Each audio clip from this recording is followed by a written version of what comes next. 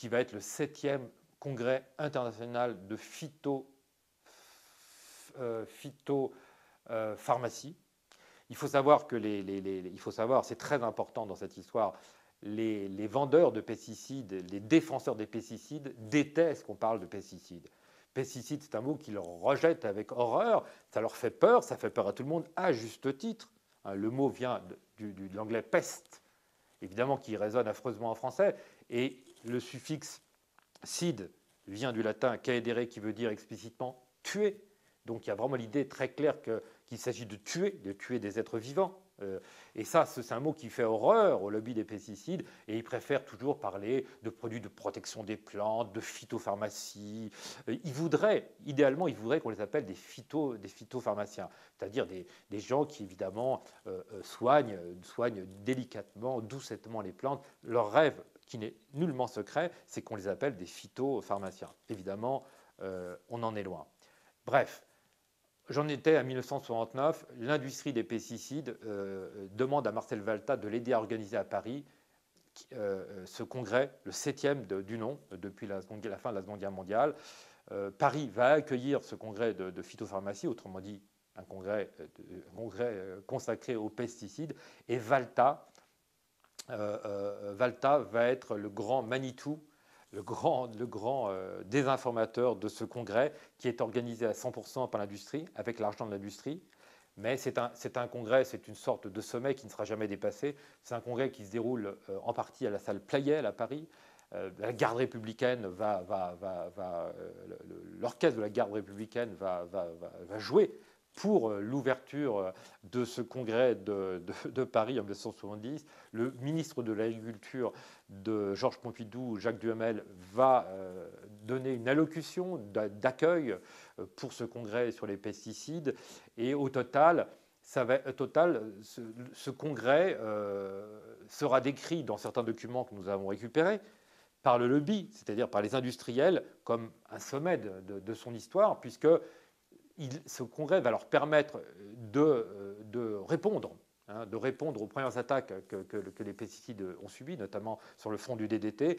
Et surtout, ce congrès va permettre à l'industrie de circonvenir une grande masse de journalistes, va permettre donc à l'industrie et au lobby des pesticides de nouer des liens qui ne se déferont plus avec un très grand nombre de journalistes qui seront, dit le lobby lui-même dans ses documents, disons, bien traités par lui. Je ne veux pas dire par là, parce que je n'en ai strictement aucune preuve, que le lobby achète directement des journalistes.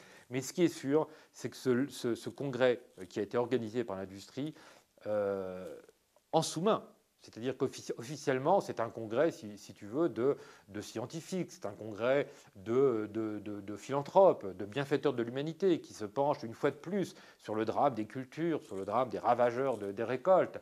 Mais en vérité, toutes les ficelles sont tirées depuis les coulisses par le lobby. Et on voit à ce congrès, j'ai récupéré des photos tout à fait extraordinaires, où on voit Jean Bustaret, donc le fondateur de l'INRA, qui est déjà un vieux monsieur, mais qui reçoit, je ne me souviens plus dans le détail, il faudrait regarder les photos, mais disons, il reçoit, on voit tous les gens qui ont noué des liens entre eux depuis 1945, les industriels, les scientifiques, les membres de l'administration, du ministère de l'Agriculture, on les voit se donner la main, s'embrasser, se remettre des médailles, se saluer. Ils sont tous ensemble, très heureux de leur cohabitation et de leur compagnonnage.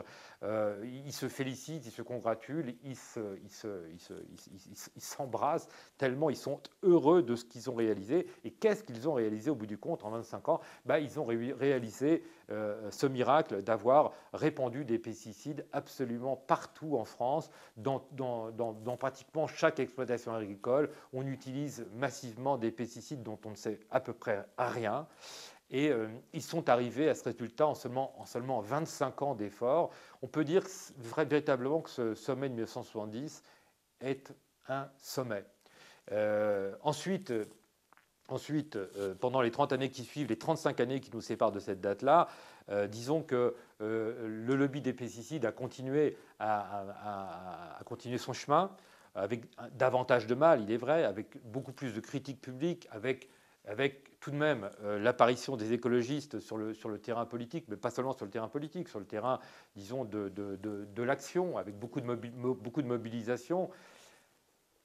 Ces mobilisations, ces critiques publiques n'ont servi à peu près à rien parce que personne n'a éclairé les liens, on peut dire discrets, pour ne pas dire secrets, qui unissent tous les gens qui aujourd'hui en France encore ont un intérêt à ce que les pesticides soient utilisés massivement.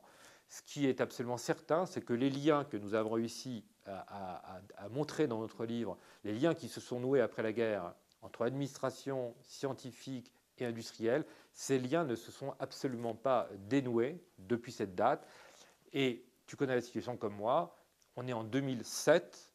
Aujourd'hui, quand l'Institut public, l'IFEN, l'Institut français de l'environnement, fait des analyses, et ils en font des milliers chaque année, des prélèvements dans les rivières, dans les cours d'eau français, ils font des milliers de prélèvements chaque année pour voir quelle est la qualité de ce qu'on appelle les eaux brutes, celles qui peuvent éventuellement servir ensuite, après traitement, à l'eau potable. Eh bien, quand ils font ces prélèvements, aujourd'hui, en 2007, l'IFEN trouve des traces d'au moins un pesticide dans 96% des prélèvements faits en France. Ce qui veut dire, ce sont des chiffres officiels qui ne sont discutés par personne, ce qui veut tout simplement dire qu'en 60 ans, eh bien, l'industrie des pesticides a réussi ce douteux miracle de diffuser des pesticides rigoureusement partout.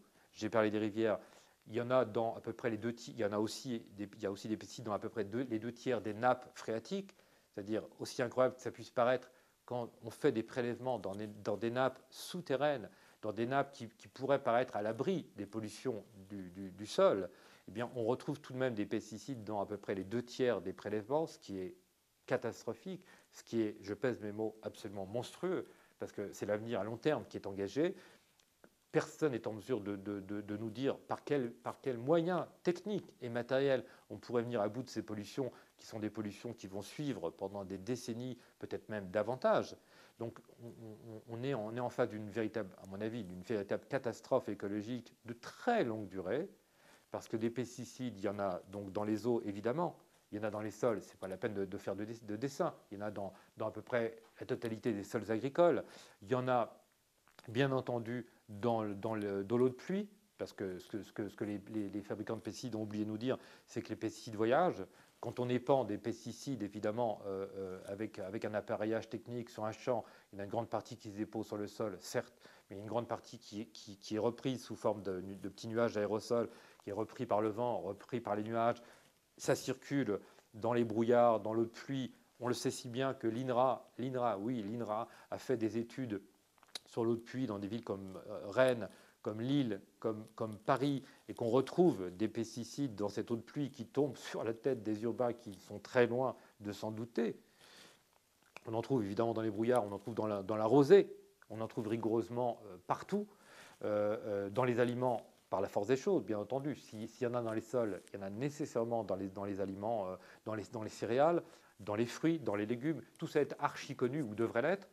Et ce qu'on sait par ailleurs, bien sûr, c'est que les pesticides posent des problèmes de santé publique tout à fait considérables. Aujourd'hui, il y a des centaines d'études internationales publiées dans les revues les plus connues du monde, absolument indiscutables. Par exemple, The Lancet, qui est une des revues scientifiques les plus célèbres au monde.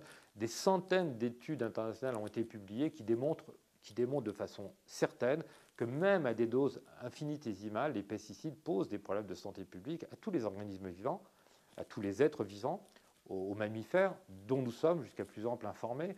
Et on sait par exemple que les pesticides ont des effets cancérigènes, tératogènes. Tératogènes, ça veut simplement dire que ça peut contribuer à fabriquer des humains qui sont des monstres, ou en tout cas des êtres mal formés. Donc des effets mutagènes, des effets sur la fertilité, des effets sur le système nerveux central. Je cite souvent un exemple ces derniers jours.